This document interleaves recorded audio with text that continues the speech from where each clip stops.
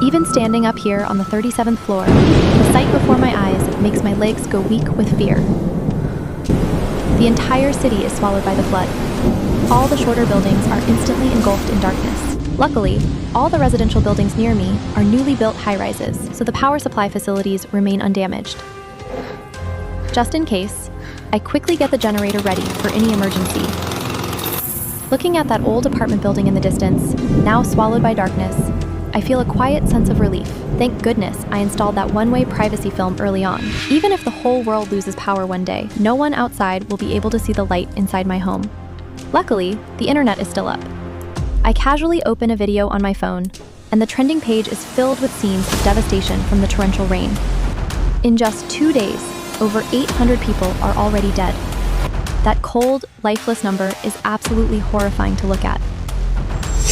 Since everything in the malls and supermarkets was already looted, people's ugly side in a disaster really shows. News reports say rescue supplies are in severe shortage right now, which basically means the rescue teams won't arrive anytime soon. If we want to survive, the only option now is to rely on ourselves. It's almost as if my parents could foresee the future. They not only had the house specially reinforced during renovation, but also installed heavy-duty waterproofing on the top floor. I'll probably be fine getting through this endless downpour. What worries me more is the mutated creatures that come after. In my past life, Jack and Mia stole my spot on the rescue vehicle, and I was attacked and killed by some unknown mutated creature. No one knew that even more unknown dangers were on their way. So in this life, I came fully prepared. Hopefully, I'll never have to use these corrosive chemicals. The time has come. Day 3 of the Doomsday Storm. Jack starts getting chatty in the group again. He casually sends a few photos of the place, the home he and I used to share. That apartment of ours is on a low floor, the 6th, but right now, the place is an absolute wreck. The floodwater has already covered the entire bed. Jack starts non-stop whining in the group chat, asking if I'm still at my mom's place. Just then, a new message appears. It's Mia. Chloe, I remember you have a penthouse apartment. We're already on our way there. Get your room ready for us. Listening to this, my heart races instantly, overwhelmed by deep regret. I remember back in my past life, my relationship with my best friend Mia was incredibly close. So close that we were like sisters sharing the same dress. I never held anything back from her. I even brought her to my penthouse before. Back then, to show just how deep our bestie bond ran, I was stupid enough to even give her a spare key to my penthouse. But look at this now. What am I supposed to do? I happen to have your key with me. Whether you're home or not, we're coming in. We'll be at your door any minute now. I tremble in fright and drop my phone. My heart starts pounding wildly. They're really coming for me any moment now. What on earth should I do to stay alive? The storm has been raging non-stop for 4 full days now. That little apartment Jack rented is completely underwater. Me? I've already stocked up on everything I need and am fully prepared, living comfortably in the penthouse Dad gave me. That worthless man who betrayed me and my fake best friend have somehow found my address. Now they're rowing over on a shabby inflatable raft, forcing me to open the door and take them in. In my past life, not only did I bring Mia to this apartment, but I was also stupid enough to give her a spare key. And in the end, she teamed up with that piece of trash and got me killed. So since I've been given a second life, there's no way I'm ever giving them another chance to hurt me again. Just as I was pacing around in panic, I suddenly remembered I'd had the locks changed after my rebirth. The key Mia has won't work at all. Even though I know I'm safe, I still need to double check every inch of this security door. I have to make sure it's absolutely solid.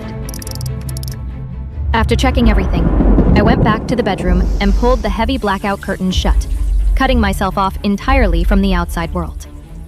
And I made a solemn vow in my heart. Through lives mean nothing to me. Not for anything in the world will I open the door and take them in this lifetime. I was jolted awake by a frantic pounding at the door. I know full well it must be those two. I creep barefoot over to the front door and peer through the peephole. There they are, Jack and Mia, standing right outside the door, both of them soaked from head to toe. Jack is banging frantically on the steel door, shouting for me to open it, his face filled with anxiety and panic. Open it! Chloe! Open the door! I know you're in there! Meanwhile, Mia's lips are purple from the cold, her whole body trembling non-stop. After about 10 minutes or so of Jack pounding on the door, he completely loses his patience. He'd somehow picked up an iron rod without me noticing. He hefts it up and slams it hard against my front door. But how could he know? I've already reinforced this door to bank vault level. He thinks he can bust down my door with some rusty iron rod? In his dreams. Jack, stop. Let's just stay here for now. At least it's safe for the moment. Maybe Chloe just fell asleep and didn't hear us. Let's wait a little longer. I can see everything clearly through the monitor. Right there in the dark, grimy hallway, the two of them shamelessly started making out. My stomach turned in disgust, and I nearly threw up. They're filthy, crawling out of floodwater and garbage, and they can still stand to put their mouths on each other? Now that's true love. Not even the apocalypse can stop them. But their moment of tenderness didn't last long. Jack becomes anxious and restless again. As the night creeps by, the temperature in the hallway keeps getting colder. Mia has come down with a high fever. Shivering and huddled on the icy ground, she's clearly burning up and losing her senses. I watch everything happening out there without a single expression on my face. My eyes falls on the medical supplies lined up on the shelf, full of fever and anti-inflammatory meds, yet I only stare at them with a cold, mocking smile. Right about then, Mia slaps Jack hard across the face. I can't believe my luck! Stuck with a useless loser like you! If I were with Chloe, I'd be inside with food and drink! How did I ever hook up with you in the first place? That slap completely stuns Jack. One side of his face swells up right away, but he only stays quiet for a moment. Then he starts coaxing Mia in a low voice. Mia, just hold on a little longer. Maybe your fever will break soon. The rescue team will be here any minute. Can we just hang on a little longer? In my memory, Jack has always been this charming, thoughtful gentleman. And now, look at him, groveling in front of Mia like that. I honestly don't know what I ever saw in him. Mia completely brushes off Jack's comfort.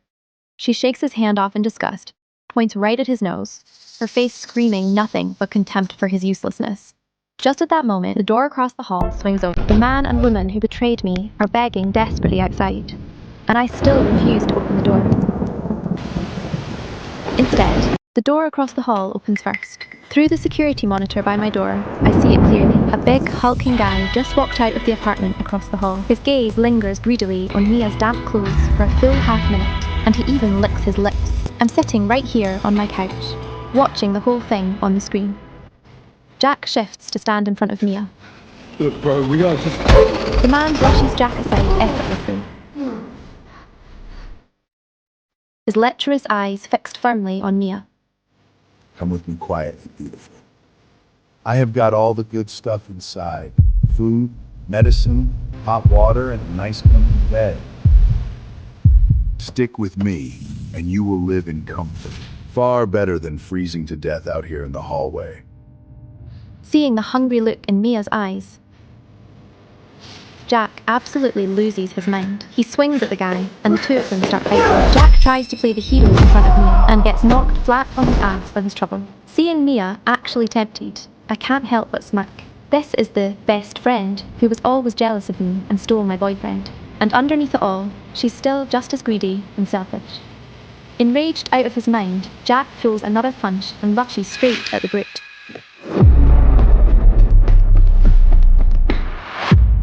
点击下方链接观看完整视频。